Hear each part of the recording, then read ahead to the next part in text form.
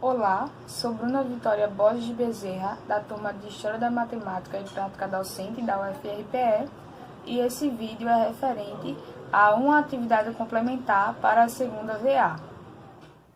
Bom, então vamos dar início à apresentação.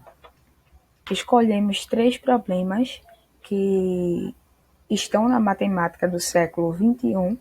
O primeiro é a conjectura de Collatz, o segundo é a conjectura forte e fraca de Goldbach, e o terceiro são os números perfeitos. Então daremos início, primeiramente, com a conjectura de Collatz. E aí é natural que a gente se faça a pergunta, né? Para entender o que realmente o que diz a conjectura de Collatz, é preciso a gente saber o que é a conjectura de fato. Então, na matemática, uma conjectura é uma proposição que muitos matemáticos acreditam ser verdadeira, com base em presunções, evidências, pressentimentos e hipóteses, porém ainda não conseguiram prová-la. Então, sabendo que é conjectura, a gente se pergunta também por que ela é denominada de Collatz.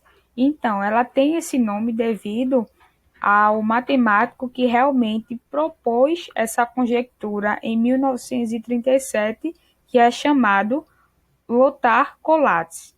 Então, em que consiste essa conjectura? Ela diz o seguinte: dado um número natural arbitrário, no qual, se o número for par, divida ele por 2, e se o número for ímpar, multiplique-o por 3 e some 1. Então, essa conjectura, além dessas regrinhas, ela também faz-se acompanhar da seguinte regra: qualquer número natural, quando aplicado a essa conjectura, sempre vai aparecer a sequência 4, 2 e 1.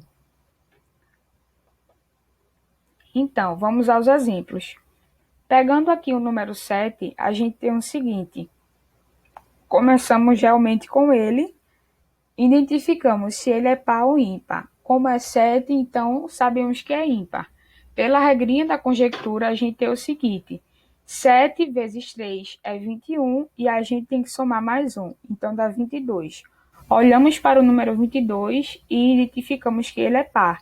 Então a gente divide 22 por 2, então temos 11. 11 é o número ímpar. Então, a gente multiplica por 3, que dá 33, e somamos 1, que dá 34. 34, por sua vez, é o número par. Dividimos 34 por 2, e aí obtemos 17. E aí fazemos esse processo até chegarmos em 1. Então, o segundo exemplo é com o número 6. A gente tem que 6 é um número par, então dividimos ele por 2, obtemos o número 3. 3 é ímpar, a gente faz o seguinte: multiplica ele por 3, que é 9, e soma mais 1, que dá 10. 10 é um número par, então dividimos 10 por 2, que dá 5, e aí repetimos o processo. Então, essa escolha desses números 7 e 6 foi proposital, porque se a gente olhar direitinho, essa sequência aqui, essa sequência, na verdade, de 10 a 1, ela também está na sequência do número 7 aqui, do 10 ao 1. Se você olhar direitinho, é a mesma sequência. Por quê? Porque realmente tem que ser a mesma sequência, porque é utilizada a mesma regra. Então, essa parte aqui está dentro dessa sequência do número 7 também. Mas e aí, será que com o número 1 ainda vai aparecer a sequência 4, 2, 1, que foi falado anteriormente? Então, vamos ver. Pegando o número 1. O número 1 é um número ímpar. Então, a gente multiplica ele por 3 e soma 1. 1 vezes 3 é 3. Somando mais 1 dá 4. Então, 4, por sua vez, é um número par. Então, temos que dividir ele por 2. Então, obtemos o número 2. 2 é um número par, dividimos 2 por 2, então resta 1. Então, a gente obtém aqui essa sequência. Mas aí a gente obteve essa sequência, mas aí não é algo realmente provado, é apenas, entre aspas, uma conjectura, certo? Sobre aplicações na prática docente, eu pensei no seguinte: com prévio conhecimento sobre números naturais e operações de adição, multiplicação e divisão, eu apresentaria aos estudantes essa conjectura de acordo com os pontos que já foram falados aqui e também falaria sobre a questão histórica e iria propor algumas atividades envolvendo tal conjectura. Um exemplo para aplicar realmente essa conjectura com forma de atividade seria o seguinte: distribuir em folhas algumas sequências de alguns números ligados a outros números, tal que essa ligação seria a partir realmente da conjectura de Coulomb, todas as regrinhas que realmente são essenciais para essa conjectura. Então, com alguns espaços em brancos, para os alunos realmente preencherem, parecida basicamente com essa imagem aqui, só que sendo realmente essas ligações aqui baseada na conjectura de fato e não todos os espaços aqui com esses números aqui preenchidos, que iria usar o raciocínio dos estudantes para realmente preencher essa folha e essa sequência de acordo com a teoria, né, a conjectura, na verdade, de Coulomb. Então, a gente tem o seguinte no próximo problema: a conjectura forte e fraca de Goodbeck. Então, por que essa conjectura agora é denominada de Goodbeck? Porque Goodbeck foi o matemático que a propôs em 1742. E aí, em que consiste essas conjecturas de Goodbeck? A conjectura fraca diz o seguinte: todos os números ímpares maiores que 7 são a soma de 3 primos ímpares. E a conjectura forte diz o seguinte: todo número par maior que 2 pode ser representado pela soma de 2 números primos.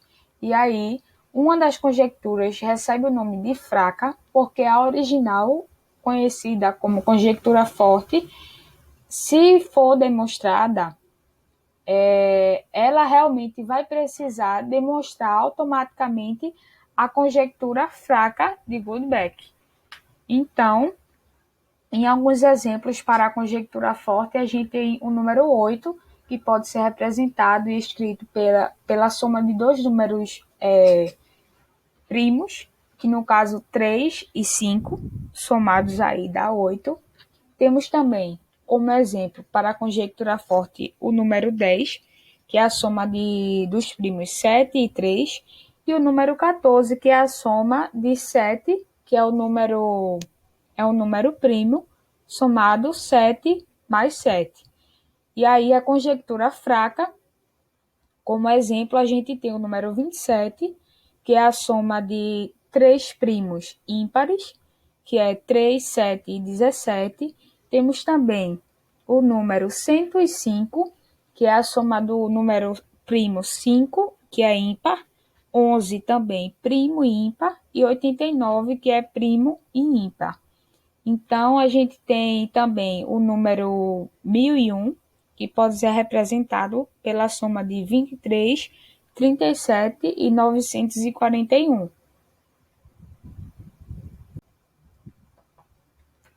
E aí, para aplicações na prática docente, eu pensei o seguinte: em um primeiro momento, iria trabalhar a definição de números pares, ímpares e primos, e em um segundo momento, apresentaria as conjecturas fracas e fortes de Goodbeck, referenciando a parte histórica que foi proposta por Goodbeck a Euler através de uma carta e que a considerada conjectura fraca já foi matematicamente provada por um peruano em 2013. E aí eu iria também fazer alguns exemplos a fim de despertar a curiosidade e o interesse pela problemática e iria propor alguns exercícios, como por exemplo, eu iria distribuir pequenos papéis em formatos de quadrado e iria solicitar aos alunos para eles escreverem um número par em cada papel desse.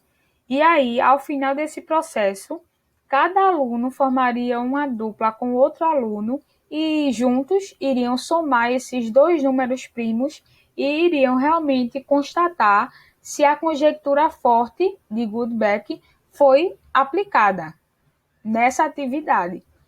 E uma outra atividade para a conjectura fraca seria a seguinte: depois eu distribuiria mais papéis onde os alunos iriam escrever um número que seja ímpar e que seja primo simultaneamente em cada papel. E aí, depois disso, iríamos sortear 9 papéis dos alunos em geral da sala e aí somaríamos de 3 em 3 números, né? No caso, escolheríamos 3 papéis, somaríamos, depois escolheríamos, sortearíamos, na verdade, mais 3 papéis e depois mais 3 papéis. E aí faríamos a soma e, ao final, os alunos iriam expressar suas opiniões se nessa dinâmica satisfez a conjectura frática de Goldbeck ou não. E aí, por último, a gente tem o problema aí dos números perfeitos. E aí, o que seria um número perfeito? Temos aqui a definição. O número perfeito é aquele cuja soma de todos os seus divisores naturais é igual ao dobro dele.